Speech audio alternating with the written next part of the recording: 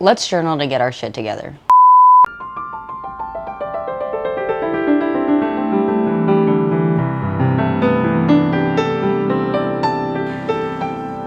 I've been super social lately, and tonight I need to carve out a little time to be slow and intentional with myself. I made this cup, and I do in fact wish this was wine. So I just did an everything shower. I just got back from work. It's like 10 p.m. I just did my everything shower. I did my full skincare routine. I've got a hair mask in. I've got some skincare on, and I'm feeling clean and ready for anything. I feel fantastic, which is a great place to be mentally when you're about to do what I'm about to do with you tonight. So let's get into it.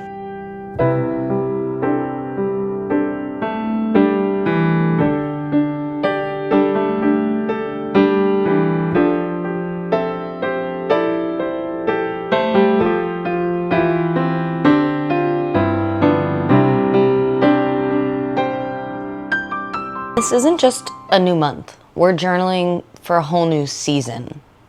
We are welcoming a whole new season. Autumn is right around the corner.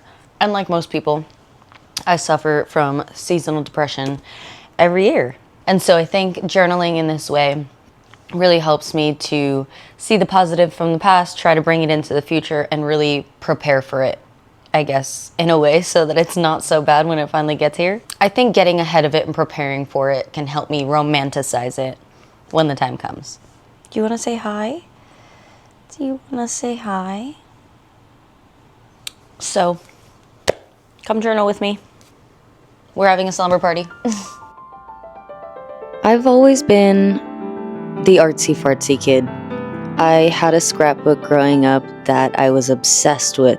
You know, those funky scissors you would cut out shapes with, and hole punchers and markers and glitter glue and gel pens up the wazoo.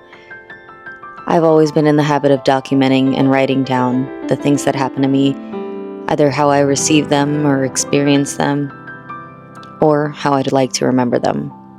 Now as an adult, I do things a little differently. I do still like to doodle and get my Lisa Frank stickers out, but it's a lot more documentation focused, and I spend a lot of my time rewriting the story the way I want to remember it. And this really helps me romanticize my life, and even when I'm in kind of a shitty situation, I know looking back I'll think, oh my gosh, you're so silly, how'd you get that? How'd you get in that situation? And I think it'll be fun to look back on. All of it, the good, the bad, and the ugly. I'm getting it down exactly how I want to remember it. And I hope that's something you can take into your journaling session tonight.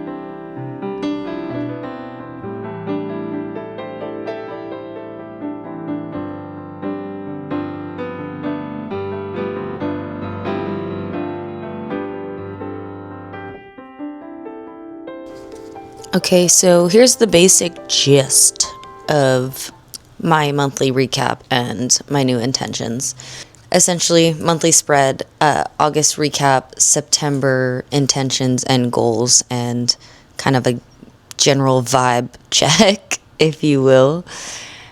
So for August, I started with my monthly recap. In August in specific, I was a super social butterfly, and I wasn't making a whole lot of time to journal. So I just wanted to make sure I have a space here to recap more or less like what I was thinking and feeling in that month. And then I have a little section for the things that went well this month. For me, I posted every week, and that is a huge win. I had a lot of solo slumber parties, which if you've seen any of my videos, you know it's a pretty big habit of mine.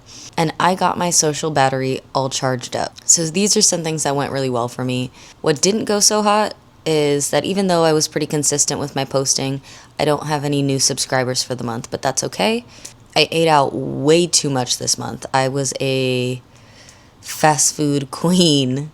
On that note, way too much drinking. I have been a little bit, like I said, of a social butterfly this month, so I'm not going to beat myself up for it. It is the last month of summer break.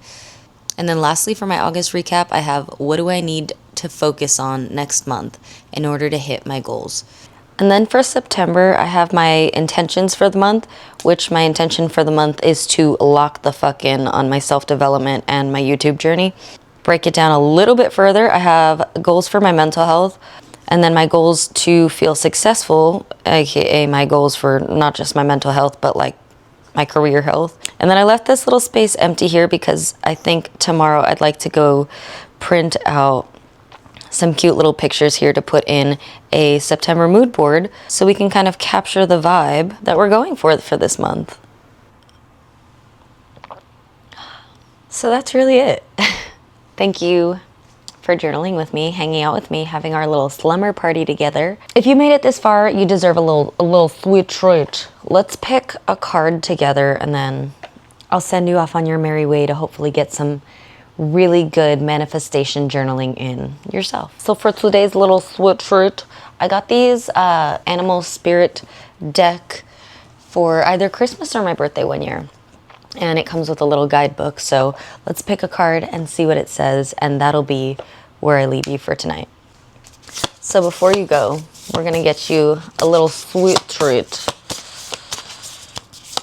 Your sweet treat is going to be, I'm sorry, I can't stop doing that. Your sweet treat's going to be an animal spirit guide card from the deck. This one fell.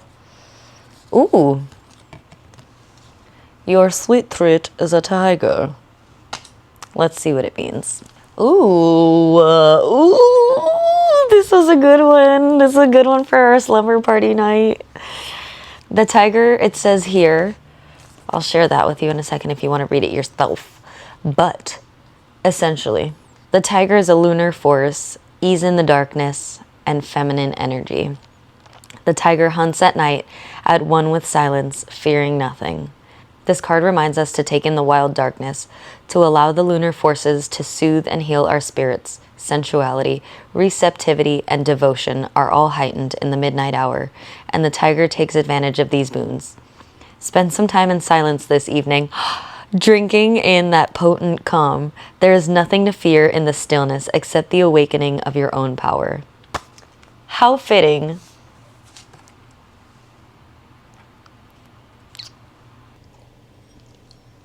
Well, I guess that's it. Thanks for hanging out with me. Thanks for coming to my slumber party. I loved having you. Come back anytime. You're always welcome. And then one last little disclaimer. This is how I prepare for a new month. You do whatever feels right to you. This is how I scrapbook and how I journal. Do what feels good to you. I know there's a million and one ways out there on how to do anything. But the most important part of doing anything is doing it in a way that feels good and right and aligned with you.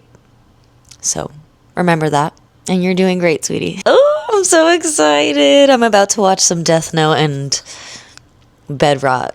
So I hope that you're having just as fun and peaceful and chill of a night as I am.